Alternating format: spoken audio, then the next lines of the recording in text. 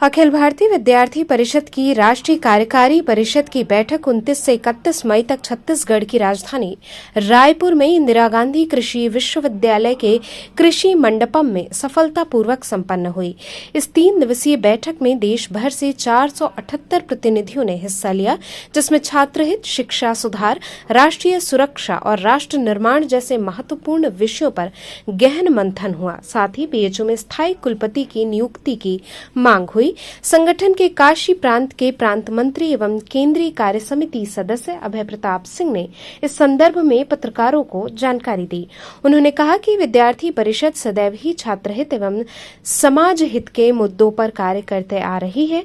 ABVP की राष्ट्रीय कार्यकारी परिषद की बैठक में देश के शैक्षणिक परिदृश्य एवं सामाजिक मुद्दों पर गहन चर्चा हुई। इसी के साथ राष्ट्रीय सुरक्षा, कोचिंग संस्थानों की मनमानी, विभिन्न संस्थानों में कुलपति नियुक्ति में देरी एवं वैश्विक स्तर पर भारत की कूटनीति से संबंधित प्रस्ताव भी पारित हुए। आने वाले दिनों में एबीवीपी आपातकाल के 50 वर्ष पर मीसा बंदियों से संवाद करेगा। यशवंतराव केलकर जी की जन्म जयंती पर देश भर में कार्यक्रम करेगी।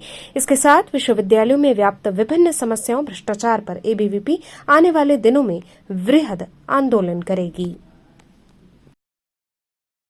ये देखिए, जैसा हम सभी को ज्ञात है कि अखिल भारतीय विद्यार्थी परिषद शैक्षणिक हित, छात्र हित और समाज हित के लिए सदैव कार्य करती है। इसी को लेकर वर्ष भर में अखिल भारतीय विद्यार्थी परिषद इन सभी मुद्दों को लेकर मंथन, चिंतन, मनन करती रहती है।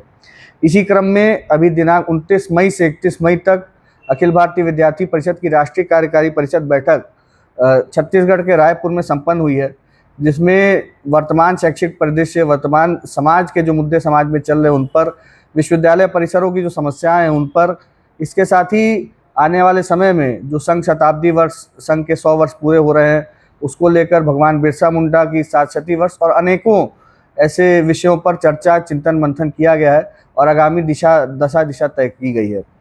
इस राष्ट्रीय कार्यकारी परिषद बैठक में देश भर से 450 से भी अधिक प्रतिनिधियों ने हिस्सा लिया, जो कि जम्मू कश्मीर से लेकर केरल और उत्तर पूर्व के सभी राज्यों के प्रतिनिधियों ने हिस्सा लिया। इस बैठक के अंदर जो समसामयिक विषय समाज में चल रहे हैं, देश में चल रहे हैं, उनको लेकर विद्यार्थी परिषद ने कुछ प्रस्ताव भी पारित किए हैं, जिस पर आने वाले समय में विद्यार्थी परिषद कार्य करने वाली है। इसमें जो पहला प्रस्ताव है वो है देश में कोचिंग संस्थानों पर नियंत्रण व नियमन हो सुरक्षित। जैसा कि हम सभी जानते हैं कि वर्तमान समय में एक कोचिंग संस्थानों जैसी एक बड़ा मकड़जाल शैक्षणिक इस परिदृश्य में आ गया है, जिसमें बड़े स्तर पर पैसा भी इन्वॉल्व है।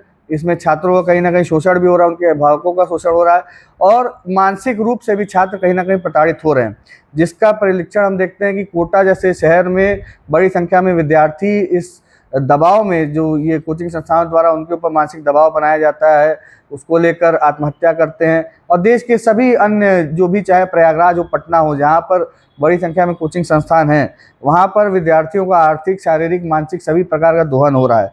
तो इसको लेकर विद्यार्थी परिषद ने अपना एक प्रस्ताव पारित करके केंद्र सरकार और राज्य सरकारों से मांग की है कि कोचिंग संस्थानों के नियमन के लिए, उनके रेगुलेशन के लिए सख्त कदम उठाए जाएं। ये जो फर्जी बिना लाइसेंस की कोचिंग चल रही है, मानक जिनके पूरे नहीं होते हैं और जो अनर्गल क्रियाकलापों में लिप्त कोचिंग है, उनके ऊपर कार्रवाई की जाए।